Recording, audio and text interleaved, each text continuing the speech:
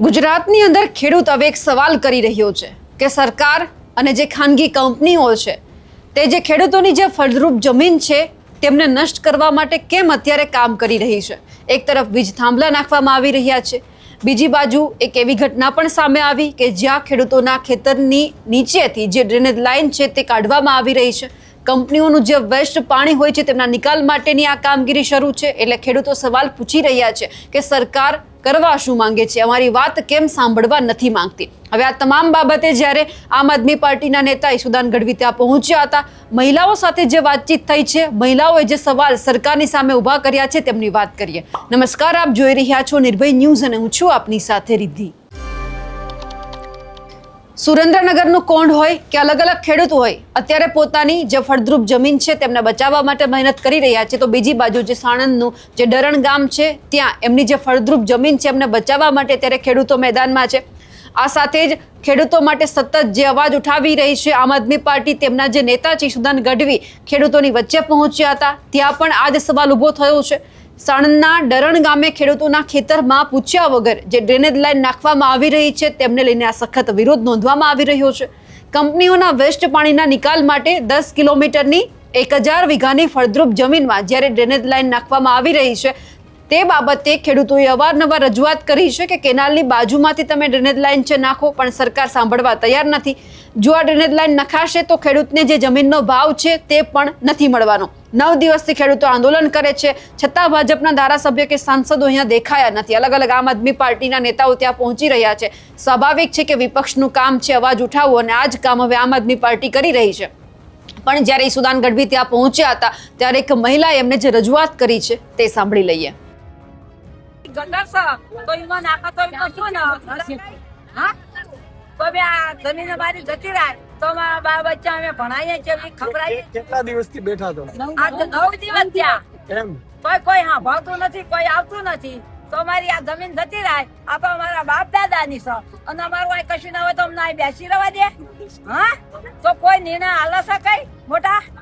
અને વોટ લેવાના હોય તને આવે છે તાનો તો આખું ગામ ફરતા ફરી વળન બધાને કે વોટ કઈ રીતે લે છે ભાજપ પણ કઈ રીતે લે?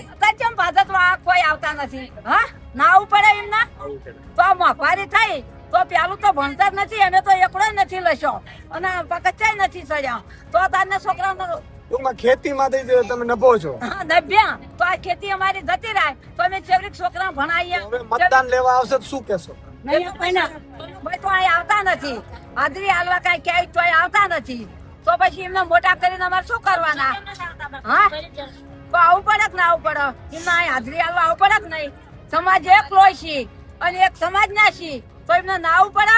હા તો એમની બેની થયું પછી કકાશ તો એમની બેની દીકરીઓ ત્યાં જશે તો એ સારું લાગશે? હા રીન જશે તો વોટ લેવાના હતા કે ગામમાં ફરો તમે ભાઈ કે હા તો અમે અત્યારે હજી ટૂંકમાં આંદોલન કરતા રહેશો? હા આંદોલન સારું રહેશે આ બધી ના આ બધી અસુસી બેઠા એમનો તો પણ આજે કોઈ હટવાના નથી, સમજ્યા? તો તારી મોંઘવારી છે અમારી જમીન જતી રહે તો અમે છોકરાને ભણાવીએ શું? તો તારી ભણતર માંગે તો ભણતર નથી। આજે સાણંદના દરેડ ગામે 10 કિલોમીટર ડ્રેનેજ લાઇન નાખવામાં આવી રહી છે। ખેડૂતોના ખેતરમાં પૂછ્યા વગર બળજબરીપૂર્વક કંપનીઓના જે વેસ્ટ છે પાણીને એ કાઢવા માટે કેનાલની બાજુમાં ખેડૂતો કહે છે કે કેનાલની બાજુમાંથી તમે કાઢો, પણ નહીં, ખેડૂતની ફળદ્રુપ જમીનમાંથી 1000 વીઘામાંથી આ લાઈન કાઢવામાં આવી રહી છે અને 7 બાર 8માં પણ એન્ટ્રી આની ડ્રેનેજ લાઇનની નાખશે એટલે મને લાગે છે કે એની જમીનની ભાવ પણ ખેડૂતોને મળશે નહીં। એટલે એનો વિરોધમાં 9મો દિવસ થયો છતાંય ભાજપના ધારાસભ્યો સાંસદો પણ અહીંયા પહોંચ્યા નથી। આજે ખેડૂતો મોટા સંખ્યામાં પરેશાન છે, કેટલાય ગામોમાં પરેશાન છે, મહિલાઓ માતા બેન દીકરીઓ બેઠી છે। મને લાગે છે કે ભાજપ પાક વીમો નથી આપતી, ખાતર નથી આપતી, બિયારણ નથી આપતી, ભાવ નથી આપતી, બધામાં લાઈનો લગાડે છે। આ બધું સહન કરવા છતાં હવે તો જમીનમાં જે ખેડૂત પોતાની જમીનમાં કશું ભાજપ નથી આપતી છતાંય બેઠો છે, એ જમીનમાં પણ મા સમાન જમીનમાં પણ જેસીબીઓ ચલાવી અને કબજા કરવા મથી રહી છે।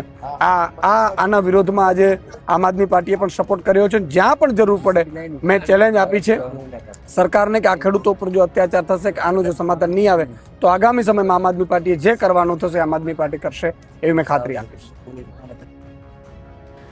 આ જોઈને સવાલ એ થઈ રહ્યો છે કે સરકાર અત્યારે શું વિચારી રહી છે. એક તરફ આપણે જોયું કે ખેડૂતો પોતાની જે જમીન છે તે બચાવવા માટે મહેનત કરી રહ્યા છે, કારણ કે વાવણીનો સમય છે, ખેડૂતોને વાવેતર કરવું છે. બીજી તરફ ખેડૂતોના ખેતર ખૂંદી નાખવામાં આવે છે. ખેડૂત પણ સવાલ કરે છે કે આમાં વાવેતર ક્યારે કરવું. એક તરફ વળતરની કોઈ માંગ નથી, માત્ર ને માત્ર વાત છે તો જે ખેતરો છે તેને બરબાદ કરવાની. હવે આ બાબતે એ જોવાનું છે કે સરકાર જાગે છે, કોઈ જવાબ આપે છે ખરા. અમારા અહેવાલને લઈને આપને શું માનવું છે કમેન્ટ કરીને ચોક્કસથી જણાવજો. સાથે જ અમારી નિર્ભય ન્યૂઝ ચેનલને લાઇક, શેર અને સબસ્ક્રાઇબ કરવાનું ભૂલશો નહીં. નમસ્કાર.